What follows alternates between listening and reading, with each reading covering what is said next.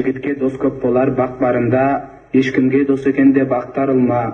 Досыңның қас болатын күні туар, басыңнан бағың тайған шақтарында деген екен. Сондықтан мынау адамның басы бақ бар кезінде, астында тақ бар кезінде оған жора жолдас көп болады. Ал сол бақ пен тақ кеткен кезінде ағайын туған іні құрдастың өзі шай қарамайды-ау. Сондықтан сол болмас үшін әрбір қолда жақсылық бар кезде сол жақсылықпенен жақсылыққа қайтаруға, жаманшылыққа да жақсылықпен қайтаруға тырысуымыз керек. Біздің дін таспен атқанға аспен ататын дін. Алла тағала барлығымызды, сіздер мен біздерді жәннеттерде бас қосуымызға нәсіп етсін. Сіздерден біздерді айырмасын. Алла тағала әрдайым жақсылықтың үстінде көрсейік. Алла тағала отбасыларыңызға амандық беріп, деннің саулығын беріп, екі дүниенің жақсылығын беріп, жүрген жерлеріңізді Алла тағаланың өзі қолдап, қорғап, әбейі беріп, аман сақтасын.